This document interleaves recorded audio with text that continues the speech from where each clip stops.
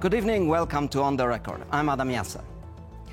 Today my guest is Alina Polyakova, President and CEO of Center of European Policy Analysis, a Washington think tank promoting the alliance between the United States and Europe.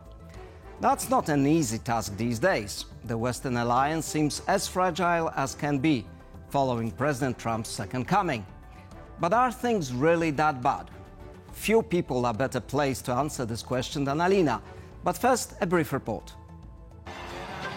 There were grand declarations. I will have that war settled between Putin and Zelensky as president-elect before I take office on January 20th. I'll have that war settled. Boastful slogans. We're going to make America great again, greater than ever before. And triumphant visions. From this day forward, our country will flourish and be respected again all over the world. Yet nearly 5 months into his second term, the President of the United States has become a meme. The phrase, "Trump always chickens out," has gone viral. Taco is no longer just a popular Mexican dish, but a catchphrase describing Trump's policy U-turns whenever financial markets plunge. US businesses squirm and rivals such as China retaliate for his actions. Trump talks big, blows his trumpet, makes a huge fuss, and before negotiations even begin, before he's even made contact with reality, he backs off.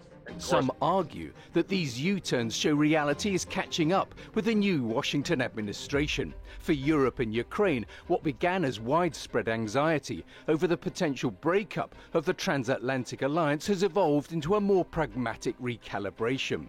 Trump's meetings with European leaders seem to have gone well, lowering tensions amid mutual pledges of continued partnership and transactional goodwill. Vladimir Putin's obstinacy over Ukraine may have helped. A tense 75-minute call between Putin and Trump in May reportedly ended in frustration. Although the US president still publicly chastises Ukraine as much as Russia for prolonging the conflict, Washington is quietly acknowledging that the Europeans were right about Putin's maximalist, aggressive agenda. Europe, in turn, is finally acting to take care of its own security. We need a 400% increase in air and missile defense. If all European NATO members agree, as expected, to lift spending to 3% of GDP from next year, that would translate to $600 billion. By comparison, Russia spends about 5 times less annually on its war effort. And Washington has taken notice. US Defense Secretary Pete Hegseth praised Europe as a model during a recent security forum in Singapore. It's hard to believe a little bit after some trips to Europe that I'm saying this, but thanks to President Trump, Asian allies should look to countries in Europe as a newfound example. NATO members are pledging to spend 5% of their GDP on defense, even Germany. A framework for a new understanding of transatlantic security is set to emerge at the NATO summit in The Hague at the end of June. It may determine the future of Ukraine and the shape of the global order to come. Hello, Alina. Thank you very much for joining the show. It's great to be here. True pleasure. Things have been said on and off the record by leaders on both sides of the Atlantic, suggesting the relationship is frayed. But reality often differs from rhetoric. So back to the question, how bad is it? Well, I think the Transatlantic Alliance has seen its fair share of turmoil and ups and downs. So in that context, I think we're definitely in a moment of tension between Europe and the United States on a variety of fronts, the most dominant one, I think, being international trade and the conversations around tariffs. But I would say that both sides have a huge amount to play for. And we are seeing, I think, a return to pragmatism from perhaps rhetoric on both sides of the Atlantic. Here in Washington, as your clip just showed, I think we're seeing an understanding that the United States does need Europe. After all, the EU is our largest trading partner. European allies are key to what the United States may want to do vis-a-vis China and in the Indo-Pacific, both politically, militarily, and economically. So I think the bottom line for me is that things can always be better. But if we look beyond the rhetoric and the X comments and otherwise, there is a lot happening at the pragmatic level. And I think we're going to actually end up in a much more balanced relationship between Europe and the United States. The main questions from a Central European perspective are the future of Ukraine, of course, and then US involvement in defending the eastern flank, so the countries of the region. So has President Trump finally acknowledged that Putin will not be coaxed into real peace talks, or is he still harboring some hope there? Well, it's very difficult to understand where President Trump stands on this. I mean, clearly he has made it a top priority to negotiate some sort of ceasefire between Ukraine and Russia. And unfortunately, President Trump and this White House has learned, like all the previous administrations have learned, that a reset with Russia won't work. And the main reason for that is because the Russian side is not a trusted actor. It's not a trusted partner to the United States. And we've seen that in their actions, obviously launching increasingly more aggressive attacks on Ukraine, targeting Kyiv in particular, building up military presence on the border with Ukraine. So for all of these reasons, Russia and Putin have been saying very, very clearly, we're not interested in a ceasefire. We're not interested in negotiation. Right, but pardon me for interrupting you here. So, because you said, you know, this administration realizes that a reset with Russia is not so easy. But do you genuinely believe Trump realizes that? And then what do you expect him to actually do now? Look, the president has said a lot of things. I think there's been a consistent frustration over the last 6 weeks or so in particular, that we have seen him share publicly. Obviously, I'm not next to him in the White House. I don't know what he's sharing internally, but it's been very, very clear the president is very frustrated. I think the question now is whether that frustration will actually translate into a different policy pivot away from a lot of carrots for the Russians and incentives to come to the table, which are not working, towards more sticks, as we say, and imposing greater costs like sanctions. That is the big question mark right now, as we're seeing Congress, I think, moving much more towards the sanctions direction. Right. Well, I listened to your recent conversation with Georgette Mosbacher, Mr. Trump's previous ambassador to Poland, in which she described realizing during her stay here how vital the U.S. presence in Central Europe is. Now we hear the US NATO ambassador saying the American troop strength in Europe will be reduced. So the former Lithuanian foreign minister, Landsbergis, says that the eastern flank, particularly the Baltic states, are most vulnerable to any Russian attempt to probe NATO's readiness. So how does it all square, in your opinion? I think it's very clear to me that this administration will institute some sort of withdrawal or drawdown of U.S. military presence in Europe. I think the big question is what that's going to look like, what the timeline for that is going to be. But there's a general sense in Washington that Europe has to take care of its own defense and security. And also now, as we've heard from Secretary of Defense Hegseth, a lot of support for what European NATO allies are willing to commit to their own defense and security. But at the same time, the U.S. is clearly focused on its pivot to China, which, of course, didn't start with this president, started with Obama. But this White House, I think, is going to make it real. So I think there are some profound questions, especially for the front line of Europe, which is the eastern flank, and the countries that are most vulnerable, because it's our understanding in my position that the Russians only respect strength. And if they see a vulnerability and weakness in Europe, they will not hesitate to test Article 5 commitments. And I think these are the kinds of questions that individuals in the White House, around the president, elsewhere, are now trying to really struggle with. Well, you're the consummate Washington Insider, and if I may relay the sort of key issue that seems to be troubling the Europeans, mixed signals from Washington.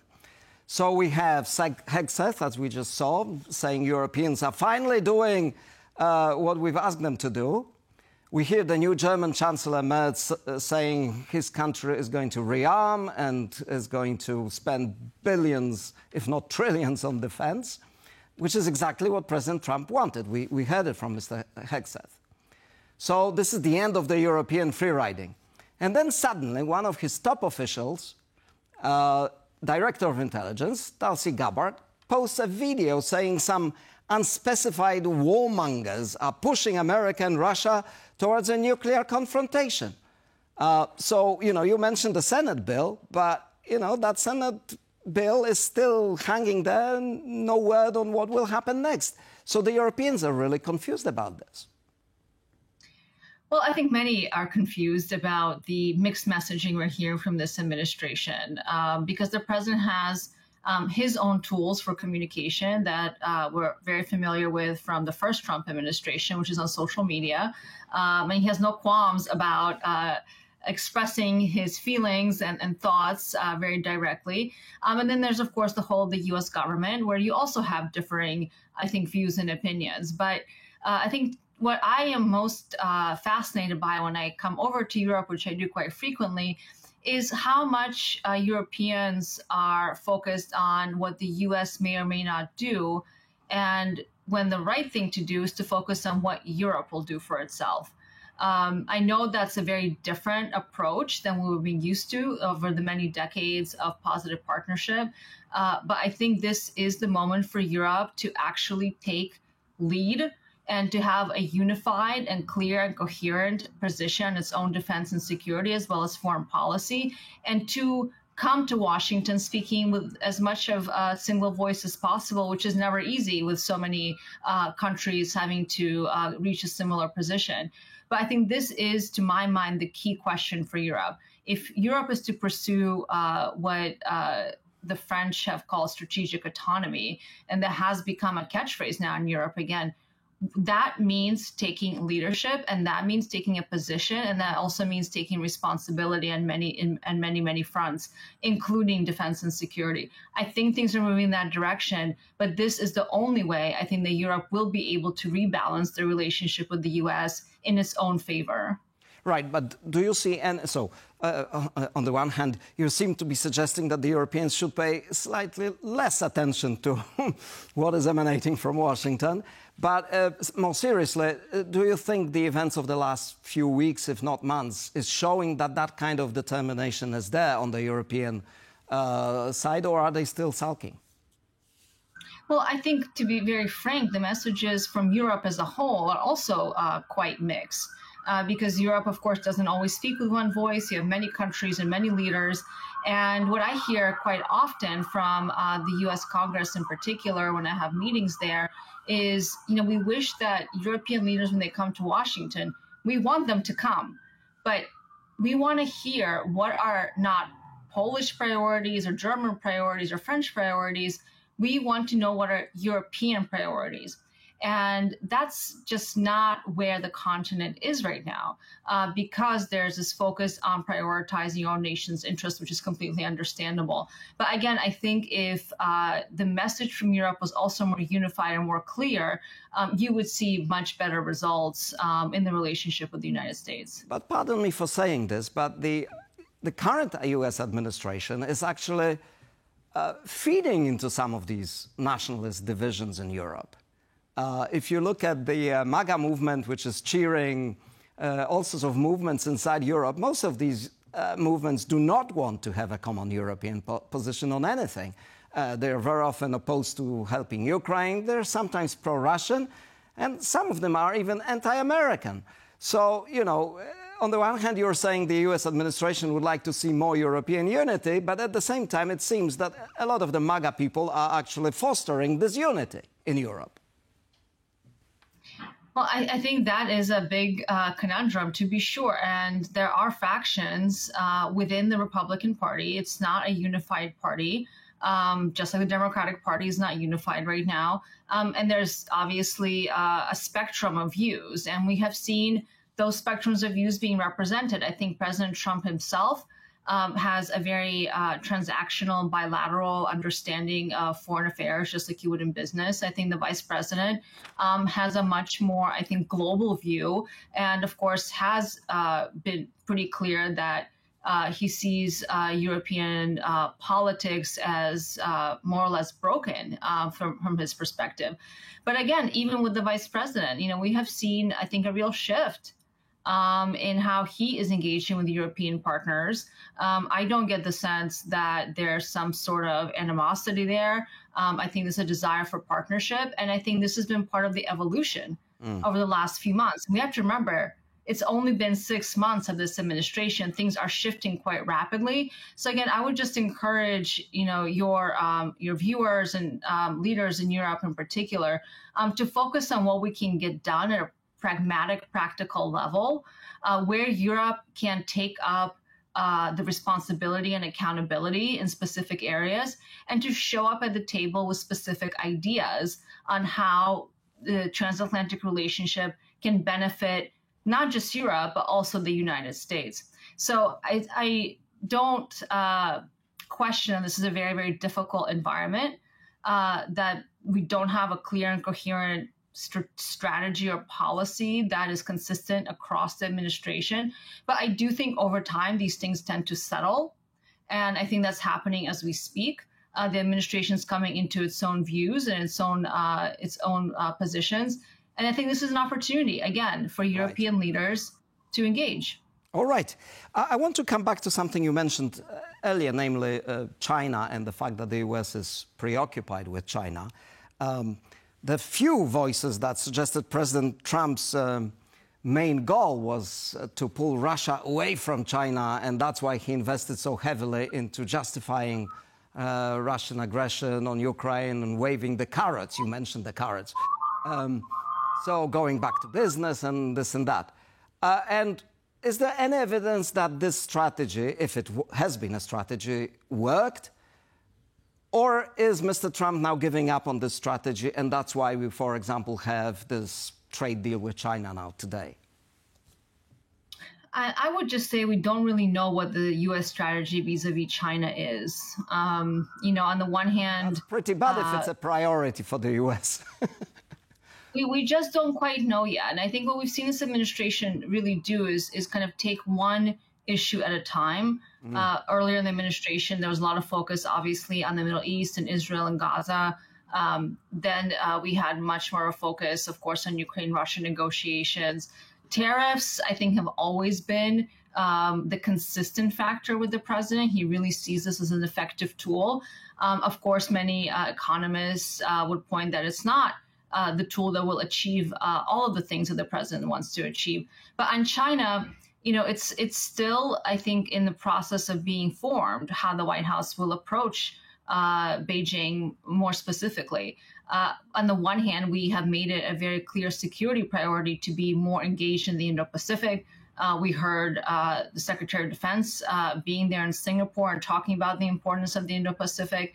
But on the other hand, the economic relationship is still being negotiated. I think this has been the one consistency, if you will, of the president, is that he uses tariffs, then he backs out from tariffs, then he goes back. He sees this as a negotiating tool. And whether that negotiating tool will be effective in getting a better deal between the United States and China, I don't know. Right. But we certainly have not seen a coherent, unified strategy from this administration on China yet. But it doesn't mean it's not coming. I think it is coming. It just hasn't quite reached that point yet.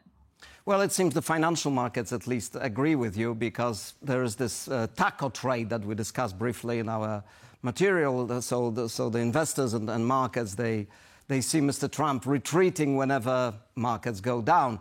So the question is, is this really a factor, or is this just a fantasy of people in the markets? Well, certainly, I think the president cares about the state of the U.S. economy, and obviously the stock market is one core indicator of that. So is inflation, so is unemployment. I think so far the U.S. economy has actually proven itself to be quite resilient to the tariffs, to other pressures, inflationary pressures. Whether that continues, I can't speak to that. Time will tell. But I think the president does pay attention to the stock market. Right. I think all presidents, frankly, pay attention to the stock market. Whether this president is just more responsive and reactive to it, probably. Before we end, and we're approaching the end, I wanted to ask you another question.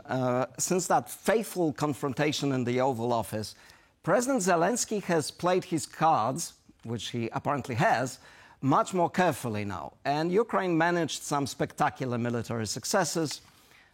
So the question is, and he's at the same time saying he's ready for ceasefire anytime. So is this a good game for him, or what should be his next move to keep the Americans engaged and to succeed? Look, I think we have seen Zelensky take a very different approach to the president. I think it's a better approach. Meaning it's less confrontational. He has shown that he and Ukraine are willing to come to the table. Ukraine wants peace. That's the bottom line. That's always been the reality. And that the only party that's an obstacle to peace, which President Trump also wants, is Mr. Putin and Russia. And I think making that message very, very clear over and over again is serving President Zelensky very, very well, while at the same time showing what Ukraine is capable of. I think the intelligence and drone operation Spiderweb that we saw carried out across Russia was incredibly impressive, very sophisticated, and has also shown, I think, to the United States and allies what Ukraine is capable of, and also what we may not be capable of in terms of carrying out similar operation that the Ukrainians have now done. So I think the more Ukraine can show successes in the military domain, whether that's similar attacks to Spiderweb or in the battlefield directly. That strengthens and the more that Zelensky is able to continue to push the accountability and responsibility where it belongs, which is on Putin, I think Alina, the more we have to success finish we might now. have. Thank you very much for sharing your insight with us. Thank you. It was my pleasure. This was On the Record. Thank you very much for watching. See you next week.